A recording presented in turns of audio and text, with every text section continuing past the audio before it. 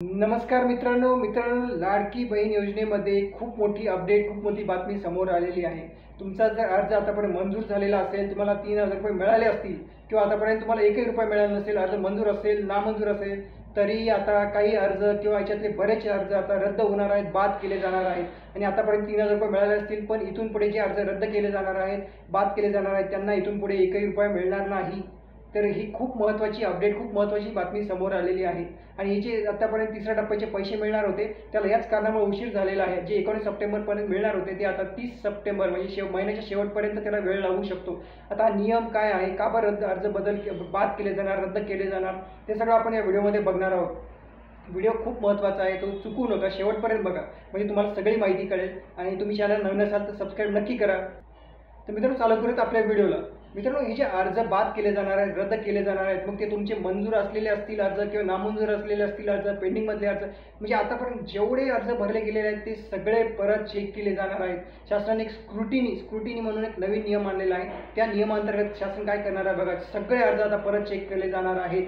म्हणजे आतापर्यंत तिसऱ्या टप्प्याचे जे पैसे आहेत, ते पैसे जमा करण्यापूर्वी सगळे अर्ज आता परत चेक केले जाणार आहेत। आता हे परत का बरं चेक केले जाणार आहेत, कारण याच्यामध्ये बरेच गैरप्रकार आढळून आलेले आहेत। जसं तुम्हाला माहिती असेल की साताऱ्यामध्ये एका व्यक्तीने काय केलं, त्या महिलेच्या नावाने 26 अर्ज भरले आणि 26 अर्जाचे पैसे पण घेतले। आणि काय असं तर काही माणसांनी काय केलं, माणसांनी स्वतःच्या नावाने महिलेचे फोटो लावून अर्ज भरलेले आहेत। असे बरेच गैरप्रकार याच्यामध्ये झालेले आहेत। या गैरप्रकारामुळे काय होणार आहे बघा, तिसऱ्या टप्प्याचे पैसे जमा होण्यापूर्वी आता सगळ्यांचे स्क्रुटिनीमध्ये सगळे अर्ज परत चेक केले जाणार आहेत। आणि जर त्याच्यामध्ये काही प्रॉब्लेम सापडला तर तुमचे अर्ज बाद होणार आहेत। जरी तुम्हाला आतापर्यंत पैसे मिळाले असतील तर ते इथून पुढे मिळणार नाही। तर ही खूप महत्त्वाची अपडेट आहे, खूप महत्त्वाची बातमी आहे। शासनाने हे सगळं परत आता नियम आणलेला आहे। पण आता जर तुम्ही जर खरे आहात, तुम्ही जर खरंच पात्र आहात, तर तुम्हाला काळजी करण्याची गरज नाही। तुम्हाला असं वाटत असेल की अजून तिसऱ्या टप्प्याचे पैसे जमा झाले नाहीत, पण ते तुमच्या खात्यामध्ये येतील जर तुम्ही खरंच पात्र असाल तर।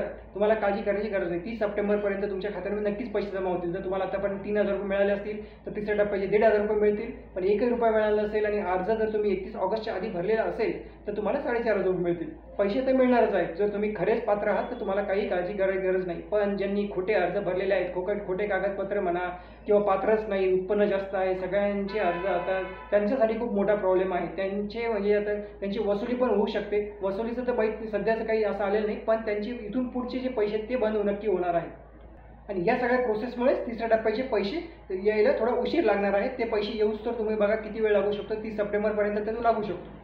आणि खरंच याची पण गरज होती, कारण असे बरेच जे गरजू महिला होत्या, ताई होत्या, त्यांना आतापर्यंत पैसे मिळाले नाहीत, कारण दुसऱ्याच लोकांनी बरं त्याचा गैरफायदा घेतलेला आहे।